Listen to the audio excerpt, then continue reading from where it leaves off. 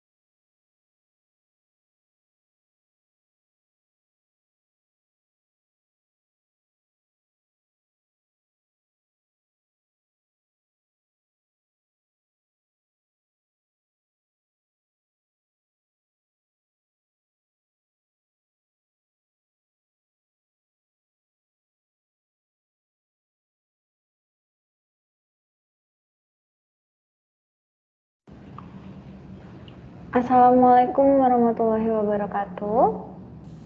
Waalaikumsalam warahmatullahi wabarakatuh. Waalaikumsalam warahmatullahi wabarakatuh. Ini share window saya kelihatan nggak ya? Sudah, Bu, sudah terlihat. Oke. Selamat pagi semuanya. Hari ini kita masuk lagi ya ke perkuliahan kewarganegaraan, di mana di hari ini kita akan masuk ke materi ketiga ya, di mana kita akan membahas mengenai demokrasi. Nah, setelah ini pertemuan ketujuh dan juga 2 pertemuan pengganti akan kita gunakan untuk diskusi ya, diskusi kelompok ya di sini ya.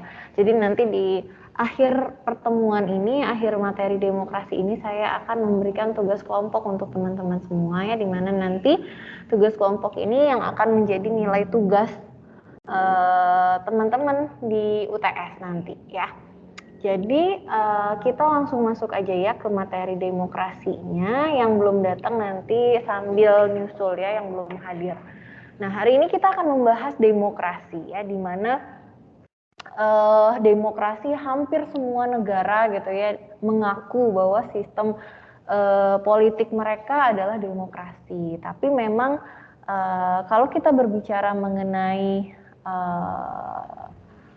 realisasinya atau praktiknya ya, memang tidak semua negara itu sama ya, sebagai segimana gitu ya batasan demokrasinya, seperti apa batasan demokrasinya itu tentu berbeda-beda. Namun dalam mengakunya, dalam pengakuannya ya, mereka menggunakan sistem politik demokrasi. Nah, di sini hari ini kita akan melihat ya bagaimana demokrasi, pengertian demokrasi itu sendiri, kemudian bagaimana praktiknya di Indonesia, seperti apa ya parameternya, kemudian contohnya, dan dampak gitu ya dari adanya demokrasi itu sendiri seperti apa. Nah, sebelum kita masuk ke materinya, seperti biasa ya kita lihat dulu tanggapan dari teman-temannya nih yang di pertemuan pertama kita sudah menuliskan ya tanggapannya tentang demokrasi dan juga demokrasi di Indonesia itu sendiri. Nah, di sini yang pertama ada Isti Raisya. Isti, silahkan bisa dibacakan. Baik, Ibu. Ini demokrasi bagaimana kita dapat atau aspirasi, mendengarkan inspirasi, terutama para pejabat-pejabat pemerintah. Demokrasi adalah pemerintah berasal dari rakyat oleh. Oke, baik, terima kasih ya Isti ya. Jadi di sini poinnya ada pemerintahan yang berasal dari rakyat, oleh rakyat, dan untuk rakyat. Kemudian yang berikutnya ada Fatur Rahman. Fatur, silahkan. Izin membacakan pandangan tentang demokrasi yang ada di Indonesia. Demokrasi merupakan sistem pemerintahan dari rakyat untuk rakyat dan oleh rakyat, di mana setiap orang dapat mengambil bagian perihal keputusan yang akan mempengaruhi kehidupannya dalam bernegara. Kebebasan dalam berdemokrasi di Indonesia sepertinya sudah melenceng sangat jauh dari demokrasi Pancasila yang menjadi pedoman hidup bangsa Indonesia. Rakyat Indonesia merasa seperti tidak mempunyai pemimpin karena kekuatan rakyat yang besar ini menjadi mayoritas bagi penentu kebijakan pemerintahan ini. Sayangnya, kekuatan rakyat yang besar didominasikan oleh rakyat bayaran yang suka menerima uang sogokan, serta masyarakat yang mudah dipengaruhi oleh pemimpin massa yang tergabung dalam organisasi massa keagamaan yang suka pamer baik dari segi kekuatan maupun yang cenderung seperti preman daripada organisasi keagamaan yang santun dan toleran. Demokrasi di Indonesia juga sendiri sudah mendarah daging hingga mengakar dan mengurat bagi masyarakat Indonesia. Sudah sepantasnya demokrasi tidak akan bisa dipisahkan dari Indonesia karena dasar dalam pembentukan negara Indonesia sendiri adalah demokrasi yang merujuk pada sidang BPUPKI dan PPKI. Terima kasih. Oke, terima kasih ya Fatur. Jadi memang di sini kita lihat tadi ya pendapatnya Fatur bahwa ada rakyat bayaran atau rakyat yang suka menerima uang sogokannya. Ini adalah mungkin masalah ya dari demokrasi yang ada di Indonesia itu seperti apa ya. Oke, terima kasih Fatur. Kemudian yang selanjutnya ada Muhammad Firman Nugraha. Silahkan, Firman.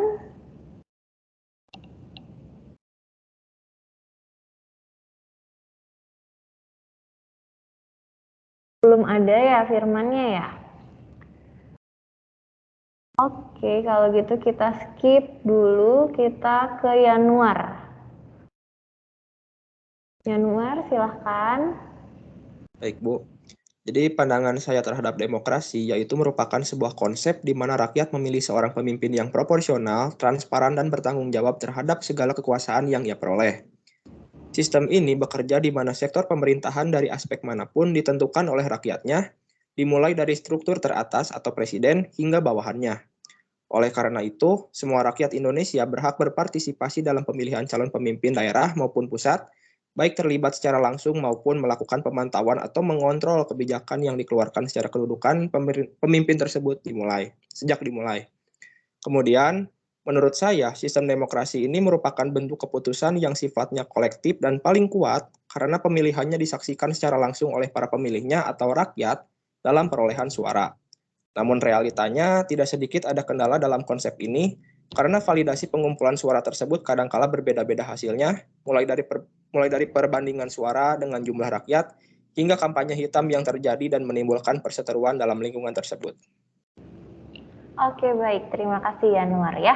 Jadi di sini juga ya poinnya ada kampanye hitam gitu ya. Kemudian ya realita yang berbeda gitu ya tentang misalnya pemilihan ya melalui sistem demokrasi, ternyata validasi suara yang ada itu berbeda-beda atau mungkin tidak sesuai dengan yang seharusnya ya. Intinya di sini ada yang nggak benernya juga gitu ya. Sama tadi seperti kata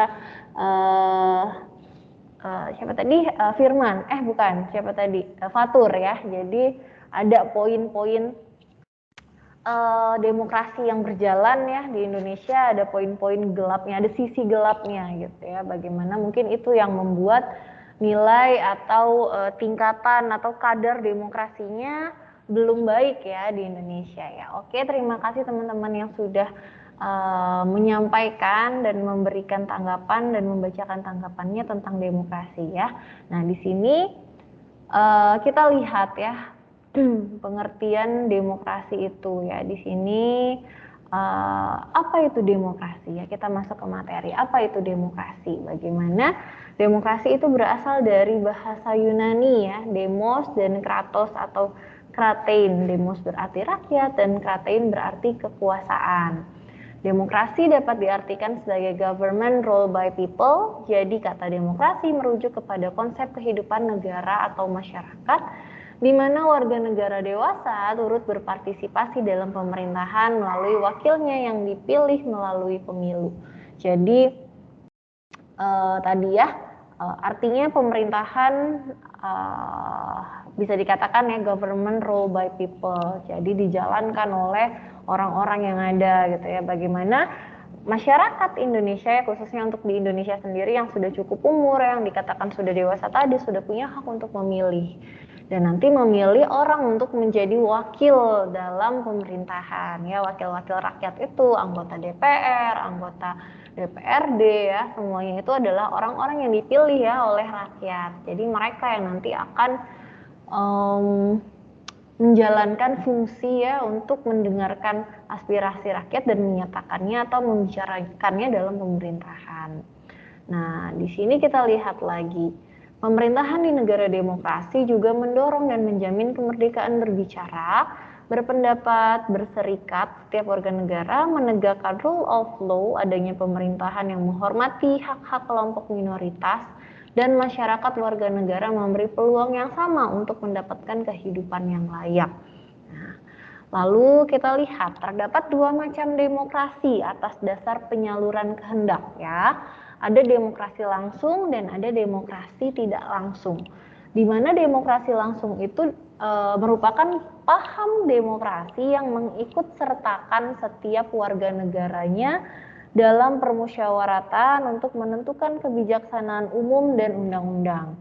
Nah, mungkin ya untuk yang mengumpulkan nih seluruh warganya, mungkin dia merupakan negara yang kecil gitu ya, sedikit warga negaranya, atau dijalankan demokrasi langsung ini bukan dalam bentuk sebuah negara gitu ya sistemnya, mungkin dalam sekelompok organisasi tertentu ya dilakukan demokrasi langsung di mana seluruh anggotanya memilih langsung apa yang sedang ingin dipilih, misalnya sedang membuat atau menyusun sebuah kebijakan tertentu gitu ya. Jadi mereka akan melakukan demokrasi secara langsung ya, ada musyawarah bareng-bareng semuanya dikumpulkan. Namun jika tidak memungkinkan gitu ya dilakukan demokrasi secara langsung, misalnya ini Indonesia untuk memilih presiden ya, sulit gitu ya misalnya dilakukan demokrasi secara langsung dulunya ada yang namanya sistem perwakilan gitu ya, atau misalnya dalam membuat suatu kebijakan yang akan ditandatangani oleh presiden gitu, nggak bisa ya mendengarkan semua atau mengumpulkan seluruh masyarakat Indonesia untuk menyusun kebijakan itu. Jadi ada yang namanya wakil-wakil tadi, anggota DPR tadi, mereka tuh yang kemudian rapat paripurna gitu ya, mereka berkumpul, mereka yang menjadi wakil dari masyarakat lain ya Indonesia. Jadi kalau demokrasi tidak langsung itu dilakukan melalui sistem perwakilan ya, di mana demokrasi tidak langsung atau yang tadi ada sistem perwakilan ya, bisa dikatakan sebagai demokrasi perwakilan, itu biasanya dilakukan melalui pemilu ya. Jadi pemilihan wakil-wakilnya dilakukan melalui pemilu. Itu adalah bentuk dari demokrasi tidak langsung. Kemudian berikutnya ada berbagai pengertian demokrasi menurut para ahli ya. Ada Abraham Lincoln, ada Cronenberg, ada Charles Costello, Kunchoro Purwopranoto, Harry Soch, di mana mereka mengatakan bahwa demokrasi itu nih ya, seperti kata Abraham Lincoln, adalah pemerintahan dari, oleh, dan untuk rakyat. Lalu Cronenberg juga menyatakan bahwa demokrasi itu adalah cara memerintah dari rakyat. Ya, jadi ada ya peran rakyat yang sangat menentukan di sana. Kemudian Charles Costello juga mengatakan demikian ya, bahwa pemerintah punya batasan-batasan ya, yang tentunya hak-hak warga negara itu perlu diperhatikan atau dilindungi ya, dimana berarti peran rakyat lagi juga ya punya peran yang besar. Kemudian berikutnya ada Kunchoro Purwopranoto, demokrasi cara pemerintahan negara yang pemerintahan yang dipegang oleh rakyat. Jadi rakyat lagi nih, jadi rakyat tidak dilupakan ya atau diikut sertakan ya dalam pemerintahan di suatu negara demokrasi. Lalu menurut Harry Soch juga demokrasi adalah pemerintahan rakyat. Karena itu kekuasaan melekat pada rakyat. Jadi bisa dikatakan wah rakyat tuh megang peranan yang sangat besar ya di dalam negara demokrasi. Jadi kalau kita melihat lagi tadi ya dari rakyat, oleh rakyat, untuk rakyat, atau government of the people, by the people, and for the people ya. Bagaimana pemerintahan dari rakyat itu berarti pemerintahan negara itu mendapatkan ya, negara itu mendapatkan mandat nih dari rakyat untuk menyelenggarakan pemerintahannya.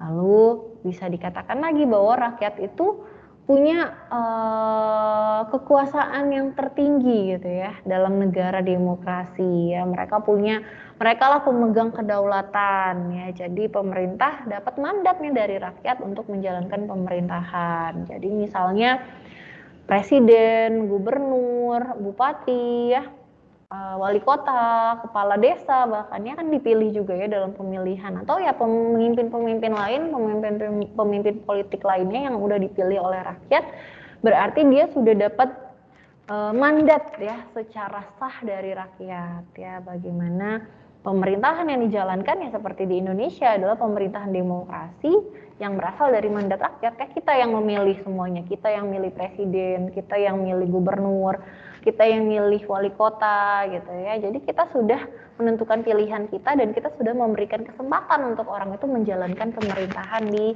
negara ini ya. Jadi ya kita ikuti gitu ya keputusan-keputusannya, kebijaksanaan yang dibuat ya, walaupun mungkin terkadang memberatkan atau menyulitkan gitu ya. Di situ ada lagi peran demokrasi yang bisa kita jalankan ya, kita menyampaikan hak-hak kita bersuara, kebebasan gitu ya. Sampaikan misalnya kekurangan atau hal-hal lain yang menurut kita ingin diperbaiki gitu misalnya ya. Oke, kemudian sebentar ya.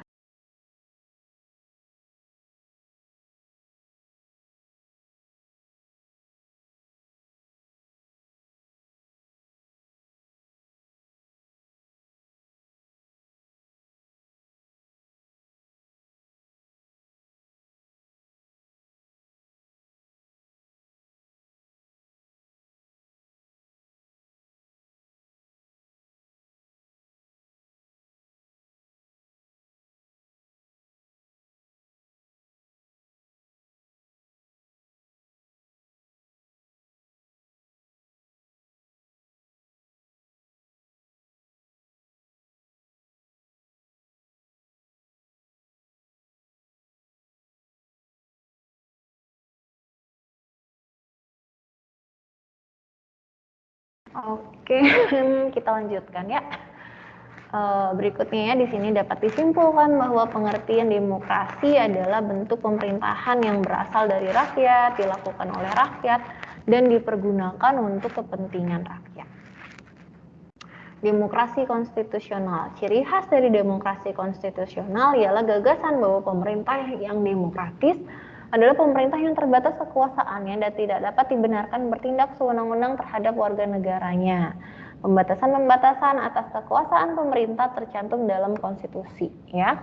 Sama ya seperti negara kita nih, ada konstitusinya nih, ada Undang-Undang Dasar 1945 nih. Jadi semuanya kebebasan yang dimiliki oleh pemerintah ya itu terbatas ya dengan isi dari undang-undang atau isi dari konstitusi itu. Jadi kalau sampai mereka membuat kebijakan atau hal-hal lain ya yang dikeluarkan oleh pemerintah ternyata bertolak belakang atau berjauhan sekali dari nilai atau isi konstitusi ya, kita sebagai rakyatnya bisa menyampaikan keberatan misalnya ya.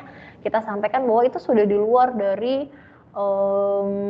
batasan yang boleh dilakukan oleh pemerintah gitu ya. Itu adalah bagian dari negara demokrasi juga ya. Jadi ada batasan atau kekuasaan yang tercantum dalam konstitusi. Nah, kemudian di sini kita lihat manfaat dari demokrasi ya. Demokrasi dapat memberi manfaat dalam kehidupan masyarakat yang demokratis. Kesetaraan sebagai warga negara. Di sini demokrasi memperlakukan semua orang adalah sama dan sederajat. Prinsip kesetaraan menuntut perlakuan sama terhadap pandangan-pandangan atau pendapat dan pilihan setiap warga negara. Lalu memenuhi kebutuhan-kebutuhan umum. Kebijakan dapat mencerminkan keinginan rakyatnya. Semakin besar suara rakyat dalam menentukan, semakin besar pula kemungkinan kebijakan itu mencerminkan keinginan dan aspirasi rakyat. Jadi ini beberapa manfaat dari demokrasi ya. Jadi ada kesetaraan nih bagi semua warga negara. Kita sama-sama punya hak untuk memilih misalnya ya. Kita punya kesempatan untuk memberikan pandangan atau pendapat gitu ya. Kemudian dengan adanya negara demokrasi juga kita mendapat perlakuan yang sama ya di berbagai hal di negara ini. Lalu kebijakan ya itu harus menggambarkan keinginan dari sebagian besar masyarakatnya ya, keinginan dari sebagian besar rakyat ya. Kemudian ada yang namanya pluralisme dan kompromi. Demokrasi mengisyaratkan kebinekaan dan kemajemukan dalam masyarakat maupun kesamaan kedudukan di antara para warga negara ya, mengatasi perbedaan-perbedaan lewat diskusi, kompromi dan bukan paksaan ya, atau pameran kekuasaan. Jadi di negara demokrasi ya kalau untuk memutuskan sesuatu misalnya ada perbedaan pendapat antara pemerintah dengan rakyatnya ya jangan melakukan sesuatu dengan paksaan nih seluruhnya harus ngikut gitu, jangan ya. Ada yang namanya diskusi atau kompromi yang dilakukan ya, kemudian untuk mengambil keputusan terbaik untuk sebagian besar atau mayoritas rakyatnya ya atau masyarakatnya. Kemudian yang berikutnya ada menjamin hak-hak dasar. Demokrasi menjamin kebebasan dasar tentang hak sipil, politis, kebebasan berbicara, berekspresi, berserikat dan berkumpul dan sebagainya. Hak ini memungkinkan pengembangan diri setiap individu, memungkinkan terwujudnya keputusan-keputusan kolektif yang lebih baik. Ya, jadi terjamin lah gitu ya di negara demokrasi tuh kita nggak kebebasan atau hak-hak sipil dan politis kita, kebebasan berbicara kita tidak dibatasi ya. Mungkin untuk negara yang tidak demokrasi, misalnya negara otoriter, banyak kebebasan-kebebasan atau hak-hak mereka, hak untuk melakukan apa-apa dibatasi ya, ditentukan gitu oleh pemerintahnya. Kemudian ada pembaruan kehidupan sosial. Demokrasi memungkinkan terjadinya pembaruan kehidupan sosial, penghapusan kebijakan-kebijakan yang telah usang, lalu ada secara rutin pergantian para politisi dilakukan dengan cara yang santun dan damai. Demokrasi memuluskan proses alih generasi tanpa pergolakan. Ya, di sini berarti misalnya kebijakan-kebijakan yang dibuat ternyata udah nggak sesuai nih kalau diterapkan di tahun ini karena sudah 30 tahun berlalu, banyak perbedaan ya, apalagi di era globalisasi gitu ya, ada arus-arus yang membuat ya banyak hal itu berubah gitu. Jadi kebijakan itu bisa diperbaiki ya, dibikin perubahan untuk pasal atau undang-undang pasal sekian gitu ya. Kemudian juga pergantian para politisi atau para pejabat atau pemerintah di negara ini dilakukan dengan cara yang santun, yang damai dan berkala ya, sesuai dengan yang sudah ditentukan berapa tahun sekali, sistemnya seperti apa gitu ya. Kalau di negara yang bukan negara demokrasi ya kemungkinan ya tidak ada pemilihan yang seperti itu ya, tidak semua orang bisa. Yang dilakukan hanyalah mungkin melanjutkan gitu ya jabatannya kepada anak turunannya gitu ya, keluarganya ya. Jadi alih generasinya mungkin tidak terasa gitu ya, atau mungkin juga bisa memunculkan pergolakan ya dan lain sebagainya. Kemudian berikutnya ada ciri-ciri demokrasi. Ciri-ciri sistem demokrasi dimaksudkan untuk membedakan penyelenggaraan pemerintah negara yang demokratis, yaitu mungkin adanya pergantian pemerintah secara berkala ya di negara demokrasi seperti yang tadi disampaikan. Kemudian anggota masyarakat memiliki kesempatan yang sama menempati kedudukan dalam pemerintahan untuk masa jabatan tertentu seperti presiden, menteri, gubernur dan sebagainya. Ya tadi juga sudah disampaikan ya, ada pemilihan yang memungkinkan siapapun masyarakat Indonesia nih yang mau tentunya harus memenuhi persyaratan ya, ada syarat tapi siapapun dia bisa ya. Kemudian dengan dia memenuhi syarat, dia punya kesempatan yang sama untuk nanti mengajukan diri misalnya jadi presiden, gubernur, dan lain sebagainya.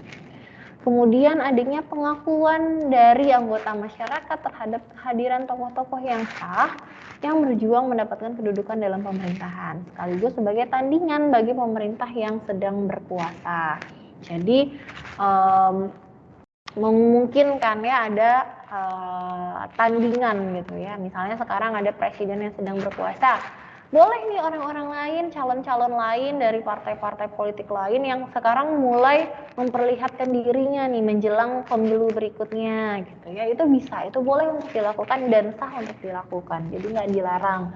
Misalnya mereka mau memasang image dari sekarang ya, image baik dari sekarang biar ada kesempatan untuk nanti terpilih gitu ya, itu boleh dilakukan. Jadi tokoh-tokoh siapapun itu yang mau muncul lagi di bawah pemerintahan sedang berjalan sekarang gitu ya, sebagai tandingan, misalnya bisa dikatakan tandingan ya, misalnya dia bersaing nih nanti ya, itu tidak apa-apa ya, asalkan tentunya ada batasan-batasan ya.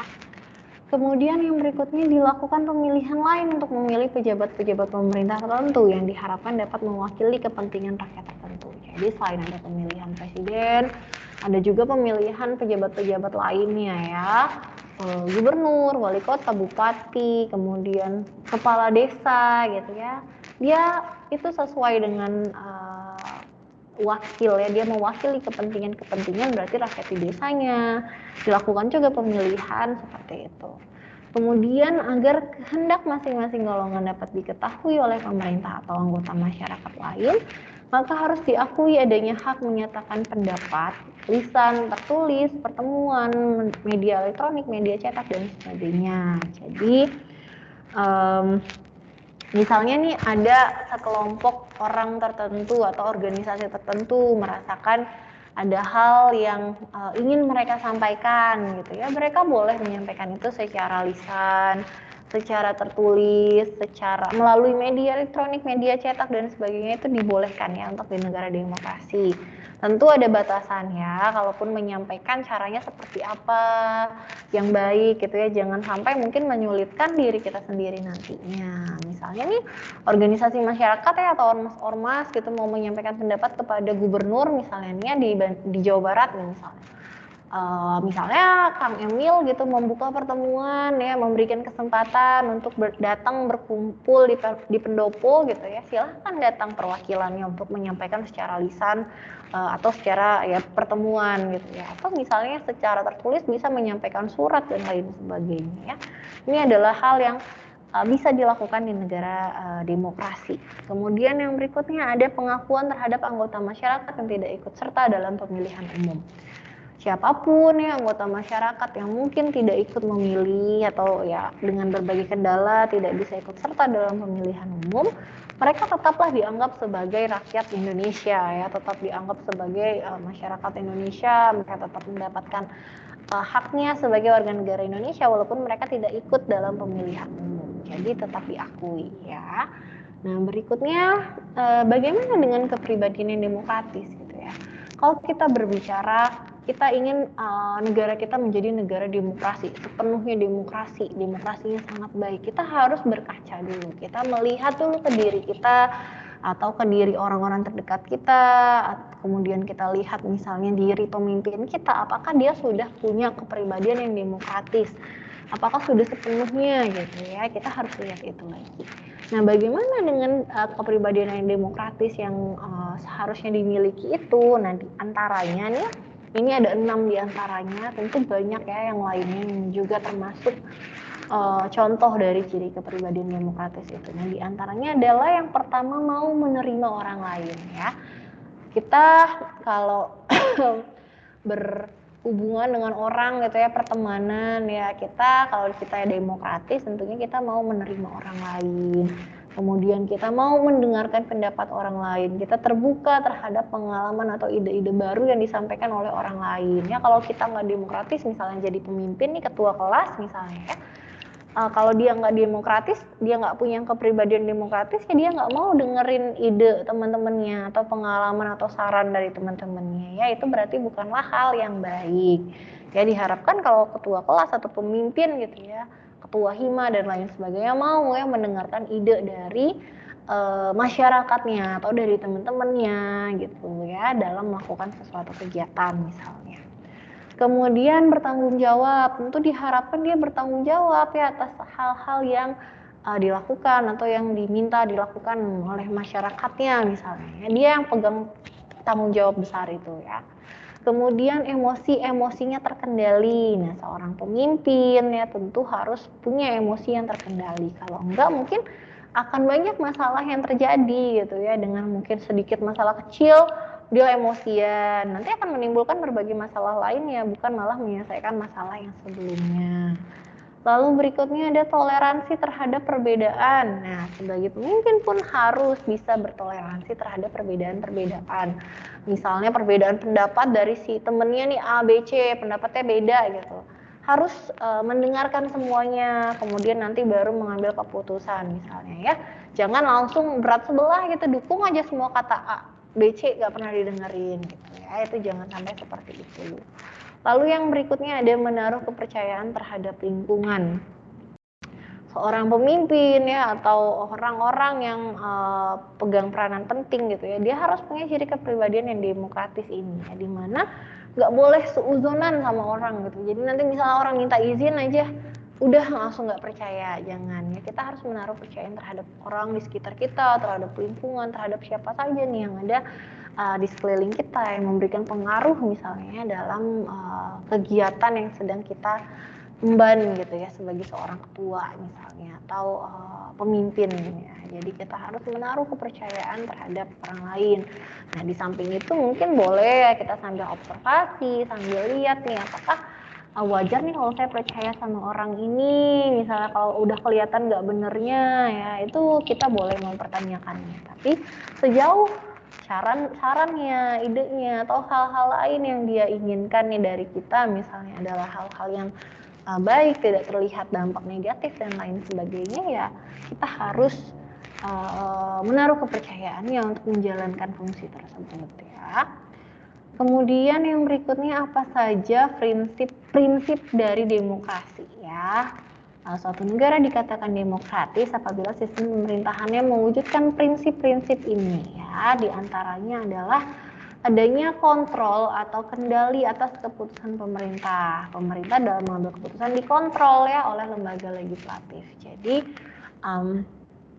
ini peranan DPR dan DPRD ya. Jadi mengontrol apa keputusan yang akan diambil oleh pemerintah. Kemudian adanya pemilihan yang teliti dan jujur. Demokrasi dapat berjalan dengan baik apabila adanya partisipasi aktif dari warga negara dan partisipasi tersebut dilakukan dengan teliti dan jujur. Warga negara diberi informasi pengetahuan yang akurat dan dilakukan dengan jujur. Jadi sebelum adanya pemilihan semuanya disampaikan informasi tentang pemilihan, waktu, tempat, teknis pelaksanaan gitu ya. Harus ada keterbukaan nih dari pemerintah ya, menyampaikan kepada masyarakat, kepada warga negara secara jujur ya, jangan dibohongin nanti harus pilih ini, kalau enggak begini-begini gitu ya. Itu harus disampaikan secara baik ya dari pemerintah melalui media apapun, karena mungkin tidak banyak orang yang bisa akses informasi kalau ada di website. Jangan ya, harus misalnya ada penyuluhan mungkin dari pemerintah atau petugas gitu ya, untuk memberikan arahan kepada masyarakat sebelum melakukan pemilihan misalnya ya. Lalu berikutnya adanya hak memilih dan dipilih. Hak untuk memilih yaitu memberikan hak pengawasan rakyat terhadap pemerintah serta memutuskan pilihan terbaik sesuai tujuan yang ingin dicapai rakyat. Hak dipilih yaitu memberikan kesempatan kepada setiap warga negara untuk dipilih dalam menjalankan amanat dari warga pemilihnya. Jadi setiap warga negara punya hak untuk memilih ya, sesuai usia tentunya ya. Kemudian kita juga punya hak untuk dipilih, di mana kita punya hak untuk mencalonkan diri misalnya jadi anggota legislatif. Mangga silakan, mungkin dari sekarang ada yang cita-citanya mau jadi anggota DPR misalnya, boleh dari sekarang mulai daftar dulu di partai-partai politik yang mungkin yang bisa menerima teman-teman di usia sekarang, misalnya diaktifkan sekarang gitu. Itu bisa dicoba. Jadi nanti seiring berjalannya waktu teman-teman sudah bisa nih untuk maju ke pemilihan umum sebagai calon anggota legislatif ya, itu bisa dilakukan. Kemudian adanya kebebasan menyatakan pendapat tanpa ancaman. Demokrasi membutuhkan kebebasan dalam menyampaikan pendapat, berserikat dengan rasa aman. Kita diberikan kesempatan untuk menyampaikan pendapat, apapun itu tentu dengan cara yang baik ya. Karena tentunya dalam menyampaikan sesuatu hal ada batasan-batasan hukumnya juga, itu yang harus kita perhatikan ya. Selama kita tidak melewati batasan tersebut ya kita bebas untuk menyampaikan pendapat. Kemudian adanya kebebasan mengakses informasi ya, dengan membutuhkan informasi yang akurat untuk setiap warga negara harus mendapatkan akses informasi yang memadai. Setiap keputusan pemerintah harus disosialisasikan dan mendapat persetujuan DPR serta menjadi kewajiban pemerintah untuk memberikan informasi yang benar. Jadi seluruh lembaga pemerintahan ya, kementerian, lembaga, dinas ya, semuanya apa yang sudah mereka kerjakan atau apa yang akan mereka kerjakan, mereka harus atau wajib menyampaikan itu kepada masyarakatnya. Caranya seperti apa? Mungkin ada yang mengupload laporan kegiatan tahunannya di website, bisa kita akses gitu ya. Atau kita pengen tahu kegiatan yang mereka lakukan, kita bisa melakukan wawancara atau meminta informasi kepada mereka, itu bisa untuk kita lakukan. Jadi kita berhak ya untuk mendapatkan informasi yang akurat, yang benar gitu ya, tentang apa yang sudah pemerintah lakukan ya. Jadi nggak ada yang ditutup-tutupin. Kemudian adanya kebebasan berserikat yang terbuka. Kebebasan untuk berserikat ini memberikan dorongan bagi warga negara yang merasa lemah, dan untuk memperkuatnya membutuhkan teman atau kelompok dalam bentuk serikat. Nah ini kayak serikat buruh, serikat tani gitu ya, itu adalah kesempatan untuk mereka memperkuat diri mereka atau fondasi mereka atau kelompok mereka untuk kemudian nanti mungkin dari kelompok itu mau menyampaikan pendapat kepada pemerintah ya. Kalau sendiri kan susah ya, jadi dengan adanya serikat pegawai gitu ya, mereka bisa menyampaikan pendapatnya melalui serikat tersebut. Jadi nanti akan ada perwakilan yang bisa menyampaikan langsung kepada pemimpin misalnya ya. Itu adalah hal yang bisa dilakukan ya di negara demokrasi. Kemudian di sini ada parameter demokrasi. Untuk mengukur pelaksanaan pemerintah demokrasi perlu diperhatikan beberapa parameter demokrasi. Jadi ya di negara-negara yang mengaku gitu ya dia punya sistem politik atau sistem pemerintahan yang negara demokrasi, dia dalam hal penilaian misalnya sejauh mana nih demokrasi yang sudah dilakukan, ini ada beberapa parameternya. Misalnya pertama ada pembentukan pemerintahan melalui pemilu. Pembentukan pemerintahan dilakukan dalam sebuah pemilihan umum yang dilaksanakan dengan teliti dan jujur. Kita misalnya menilai nih pembentukan pemerintahan melalui pemilu di Indonesia tuh nilainya berapa nih dari 0 sampai 10 misalnya. Oh kalau menurut saya misalnya 7 nih, pemilihan umum sudah dilakukan dengan baik, sudah dilaksanakan dengan teliti dan jujur. Ya mungkin di balik itu ada tadi kayak sogokan-sogokan ya, atau misalnya serangan fajar gitu ya sebelum ada pemilihan. Nah itu adalah nilai minusnya, misalnya minus 3 di mata sayanya karena masih banyak hal-hal yang seperti itu terjadi atau perusakan kertas suara dan lain sebagainya. Berarti nilai untuk pembentukan pemerintahan melalui pemilu untuk Indonesia itu dari saya 7 misalnya ya. Nah kemudian sistem pertanggungjawaban pemerintah yang dihasilkan dalam pemilu harus mempertanggungjawabkan kinerjanya secara transparan dan dalam periode tertentu. Nah transparannya gimana nih ya pertanggungjawabannya? Oh ternyata lembaga ini cuma ngupload di website gitu ya, tidak ada penyampaian langsung atau cara-cara lain, atau misalnya nggak ada nih malah di website, adanya cuma jika kita meminta, misalnya kita mau melakukan penelitian, kita butuh data dari Bapeda misalnya ya, nggak ada di websitenya, kita nggak bisa akses bebas, ternyata kita harus minta dulu. Oh ternyata prosesnya seperti itu, prosedurnya seperti itu. Oh oke deh, saya kasih nilai 7 juga misalnya ya.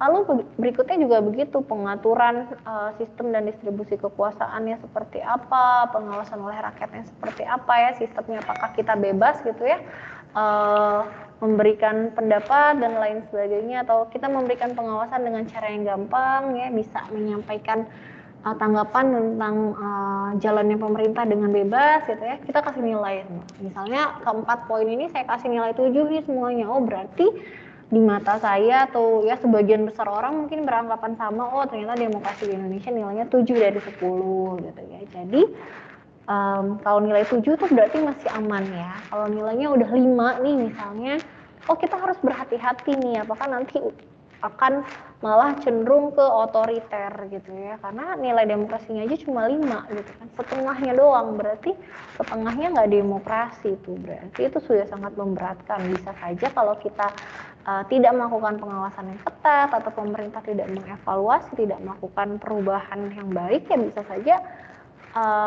hilang tuh yang namanya sistem politik demokrasi tadi, nanti akan menjadi sistem politik otoritarian gitu ya, cenderung otoriter. Itu akan sangat berbahaya mungkin nantinya ya. Nah kemudian apa saja nilai-nilai demokrasi ya di sini? Untuk menumbuhkan keyakinan akan baiknya sistem demokrasi, maka harus ada pola perilaku yang menjadi tuntunan atau norma nilai demokrasi yang diyakini masyarakat, yaitu sebagai berikut. Pertama, kesadaran akan pluralisme. Masyarakat yang hidup demokratis harus menjaga keberagaman yang ada di masyarakat. Demokratis menjamin keseimbangan hak dan kewajiban setiap warga negara. Ya, kita harus tahu, harus sadar nih bahwa keberagaman di Indonesia misalnya ya. Kemudian sikap yang jujur dan pikiran yang sehat. Pengambilan keputusan didasarkan pada prinsip musyawarah, prinsip mufakat, dan mementingkan kepentingan masyarakat pada umumnya. Pengambilan keputusan dalam demokrasi membutuhkan kejujuran, logis, atau berdasar akal sehat, dan sikap tulus setiap orang untuk beritikat baik.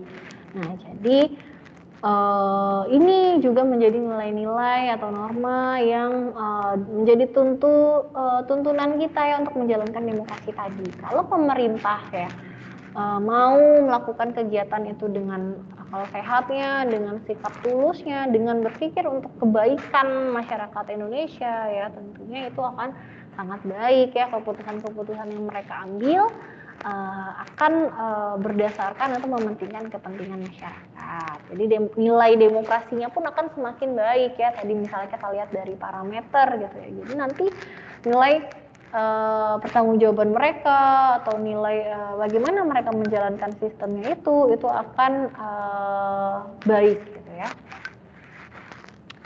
Kemudian yang berikutnya ada demokrasi membutuhkan kerjasama antar warga masyarakat dan sikap serta etikat baik. Masyarakat yang terkotak-kotak dan penuh curiga kepada masyarakat lainnya mengakibatkan demokrasi tidak berjalan dengan baik.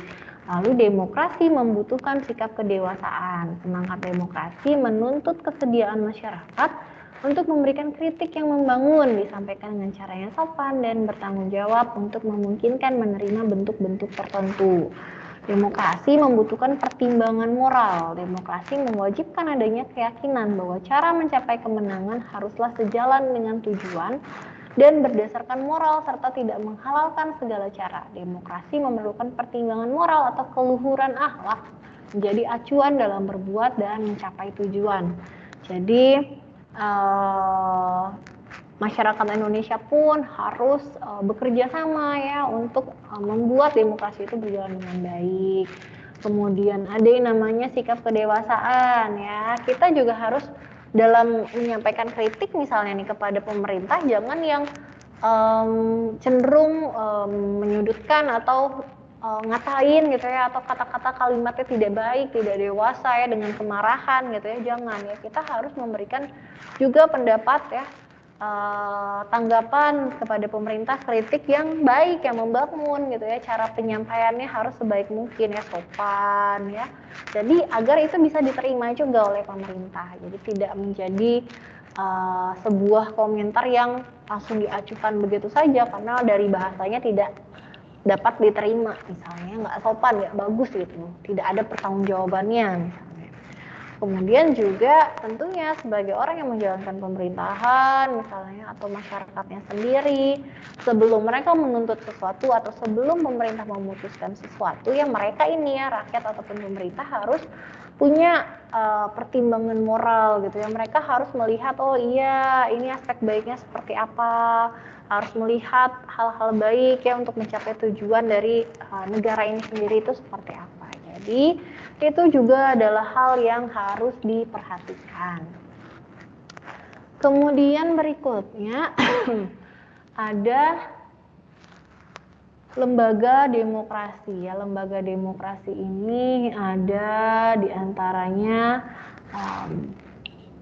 pemerintah yang bertanggung jawab ya. Untuk terwujudnya sistem politik demokrasi dibutuhkan lembaga-lembaga demokrasi yang menopang sistem tersebut, antara lain pemerintah yang bertanggung jawab, suatu dewan perwakilan rakyat, suatu organisasi politik, pers dan media massa, lalu sistem peradilan, di mana ya pemerintah yang harusnya bertanggung jawab ya untuk menjalankan sistem demokrasi.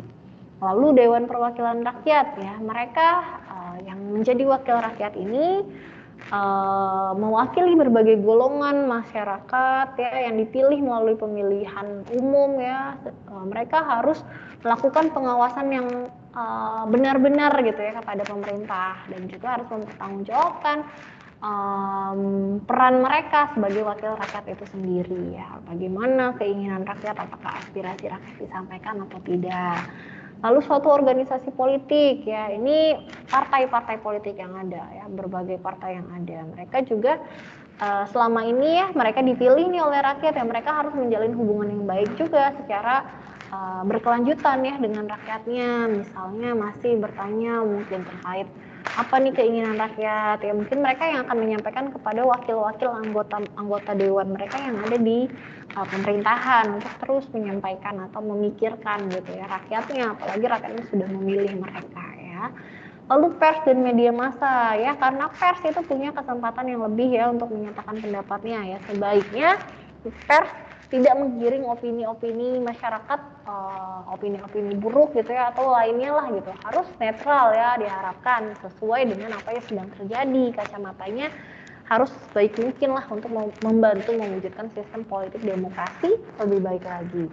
Lalu ada sistem peradilan nih, sistem peradilan yang bebas untuk menjamin hak asasi manusia dan mempertahankan keadilan. Jadi ya diharapkan sistem peradilan itu berjalan dengan baik ya, sesuai dengan yang seharusnya mereka lakukan, nggak pilih-pilih ya.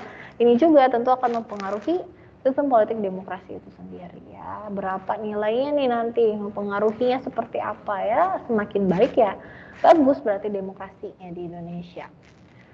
Kemudian yang terakhir nih ada ciri demokratisasi, di mana demokratisasi itu sebagai proses menuju demokrasi memiliki ciri-ciri sebagai berikut. Yang pertama, berlangsung secara evolusioner ya, di mana demokratisasi itu berlangsung evolusi ya, evolusioner, bertahap ya, dalam dalam waktu yang lama, perlahan gitu ya. Jadi dia bertahap, bagian demi bagian, terus ya mengembangkan nilai-nilai demokrasi ya dalam membentuk, kemudian dia juga membentuk lembaga-lembaga demokrasi yang lebih baik lagi. Jadi belajar ya bagaimana demokratisasi itu terus ya berkembang, berlangsung dalam waktu yang lama, misalnya kenaikannya bertahap ya, nggak bisa langsung sekejap dari yang nilai demokrasinya 5 tiba-tiba berubah jadi 10 gitu ya, itu sulit ya.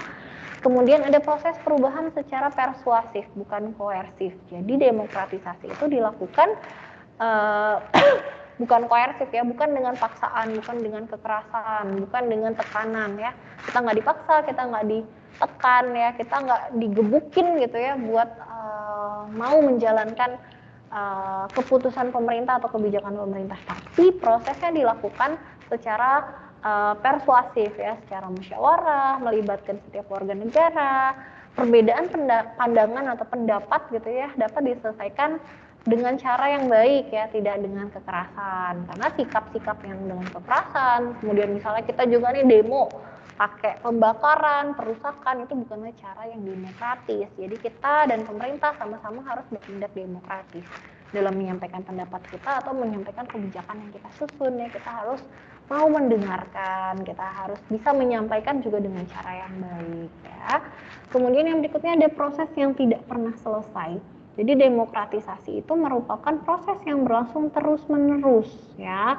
Demokrasi yang sempurna gitu ya, atau yang ideal itu adalah hal yang mungkin tidak dapat dicapai ya, sulit gitu ya buat dapat nilai 10 dalam hal demokrasi ya, negara manapun pasti sulit.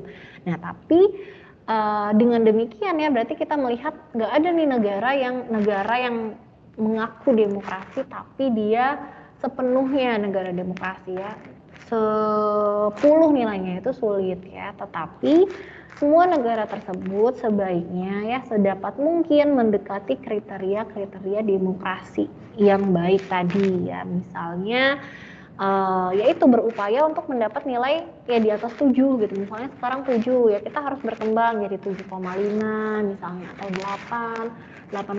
Jangan malah cenderung mengalami penurunan. Misalnya tahun ini 7, tahun depan malah 6, tahun berikutnya 5. Itu tentu akan berbahaya ya, karena nanti negara demokrasi ini bisa aja jatuh ke dalam sistem otoriter atau otoritarian. Jadi itu akan mengubah gitu ya sistem pemerintahan yang ada. Jadi itu tentu akan sulit ya. Nah, kemudian di sini ada pendidikan kewarganegaraan sebagai pendidikan demokrasi. Pendidikan kewarganegaraan sebagai pendidikan demokrasi bertujuan mempersiapkan warga masyarakat untuk berperilaku dan bertindak demokratis melalui aktivitas yang menanamkan pada generasi muda akan pengetahuan, kesadaran, dan nilai-nilai demokrasi.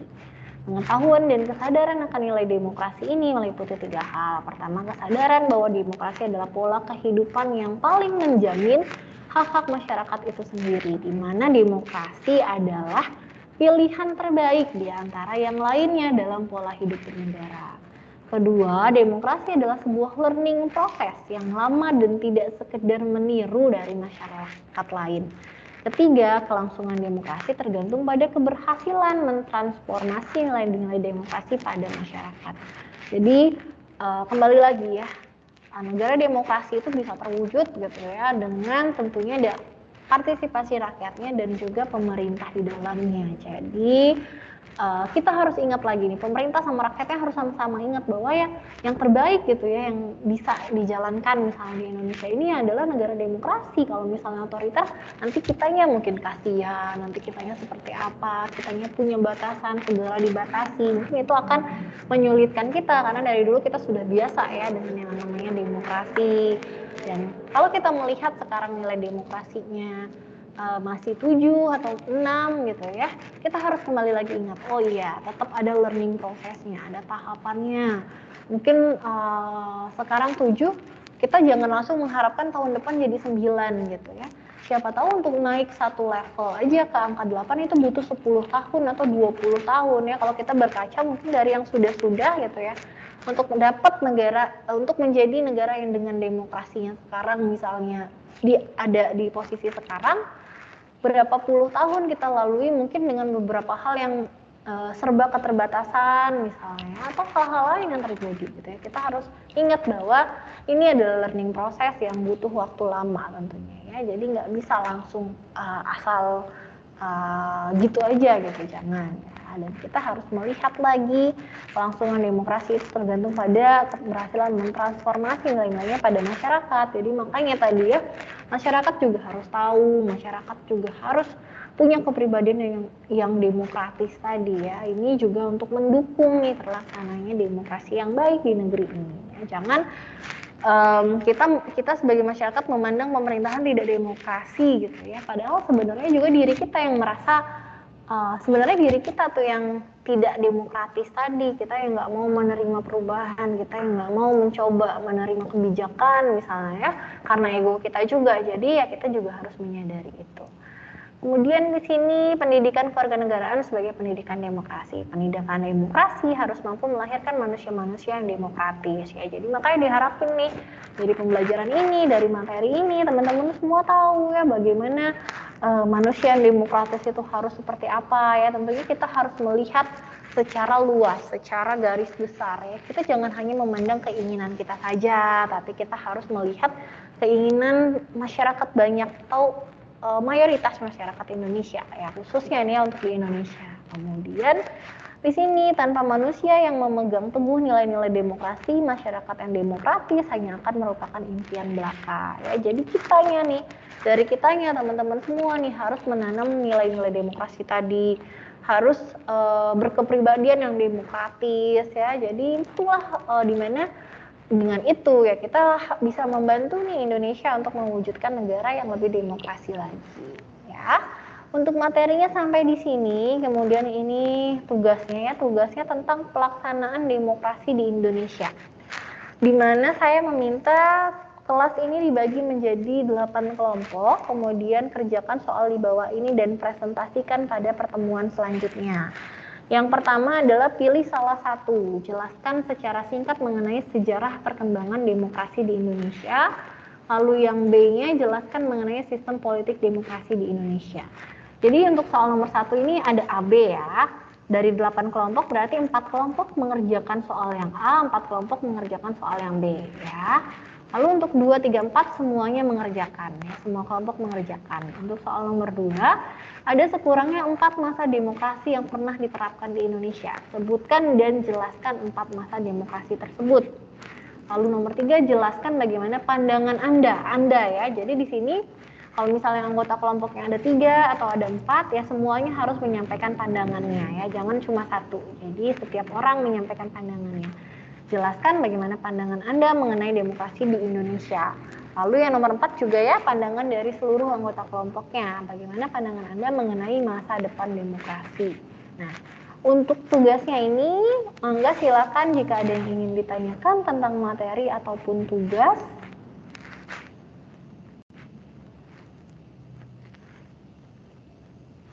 Ibu mau bertanya. Oke, silahkan.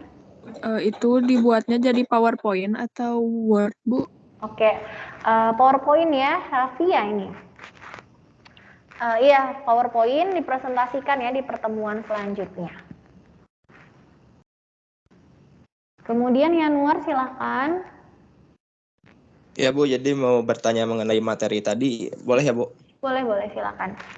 Bu, jadi kan poin utama dalam demokrasi itu tuh adalah keadilan. Tapi seperti yang kita ketahui bahwa masyarakat itu sering mendiskreditkan sistem demokrasi karena dinilai minim transparansi di dalamnya. Sebagai contoh, Bapak Jokowi berpendapat bahwa angka koruptor di tahun 2020 telah menurun. Tapi tidak lama dari itu, beberapa menteri dan petinggi pemerintahan lainnya malah korupsi. Bahkan pemerintah sempat berasumsi bahwa koruptor di saat pandemi COVID ini tuh harus dihukum mati. Nyatanya, Juliari Batubara dari tuntutan maksimal 20 tahun menjadi 11 tahun. Edi Prabowo dari 6 tahun jadi 5 tahun. Nah, Bu, apabila kredibilitas rakyat terhadap pemerintah semakin menurun, maka menurut Ibu, pemerintah tuh harus berupaya apa lagi sih, Bu? Seperti itu, Bu. Oke, baik. Terima kasih Yanuar. Teman-temannya ada yang mau menjawab pertanyaan Yanuar? Oke ya, saya coba menjawab ya Yanuar ya. Harus seperti apa dan harus bagaimana nih, ternyata transformasi informasinya tidak ada, transparansi informasinya tidak ada, kemudian misalnya kejadiannya malah seperti itu, yang katanya A terus jadinya malah B gitu ya. Nah itu dia makanya nih, kita bisa melihat yang terjadi gitu ya.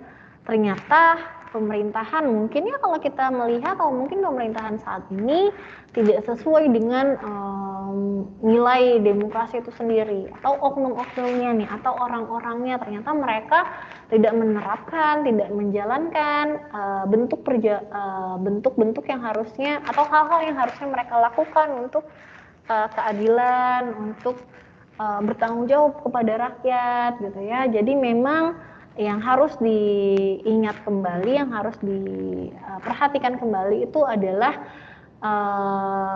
untuk berhasilnya demokrasi gitu ya di suatu negara ya Yanuar ya.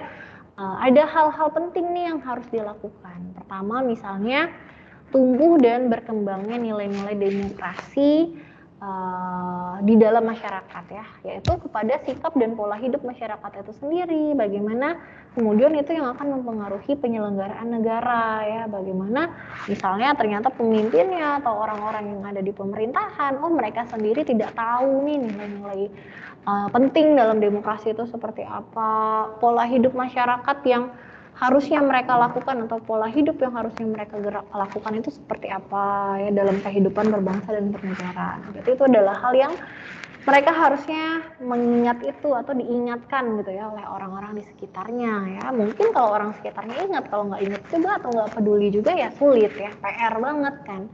Kemudian yang berikutnya perlu ada terbentuknya dan berjalannya lembaga-lembaga demokrasi dalam sistem politik pemerintahan itu sendiri ya. Dalam struktur demokrasi itu harus benar-benar ada lembaga yang mungkin memperhatikan ya, memberikan nilai terhadap demokrasi yang sedang berjalan ya, atau tentunya ini bisa dikatakan sebagai faktor yang sangat menentukan apakah nilai-nilai demokrasi itu udah tumbuh nih di dalam pemerintahan atau masyarakatnya sudah paham, sudah terbentuk belumnya. Nah dengan lembaga-lembaga sudah menilai, nah lembaga-lembaga yang misalnya ternyata mereka tidak demokrasi atau mereka tidak memperhatikan masyarakatnya, mereka bisa diberitahu, kemudian mereka bisa memperbaiki diri mereka dengan didasari oleh nilai-nilai demokrasi tadi ya, sehingga nanti mampu ya untuk memperbaiki jalannya demokrasi atau memberikan kepercayaan lagi kepada masyarakat Indonesia ya. Jadi memang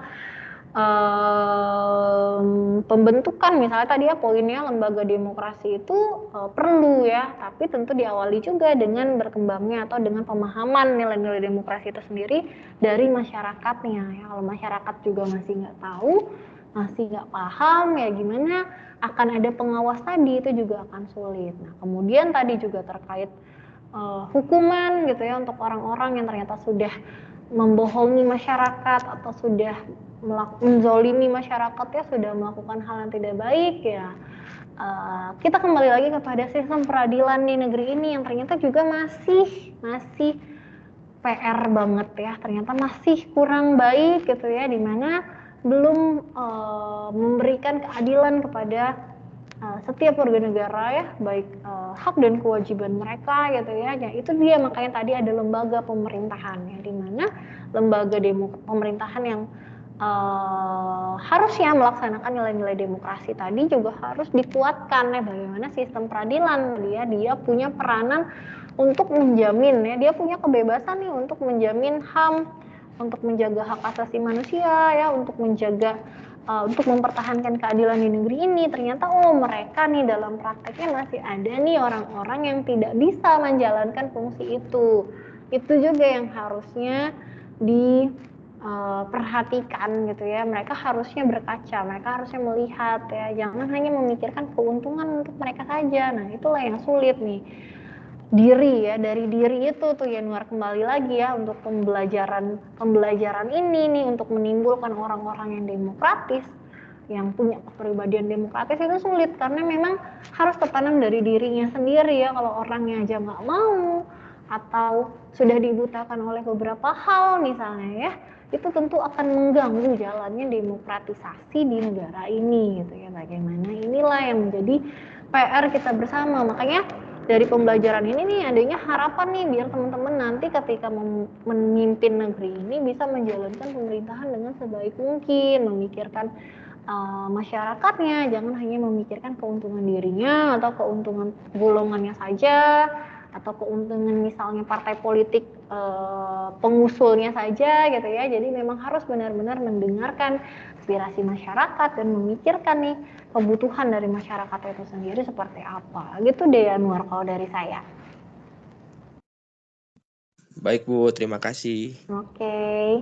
Yang lainnya ada lagi yang ingin ditanyakan?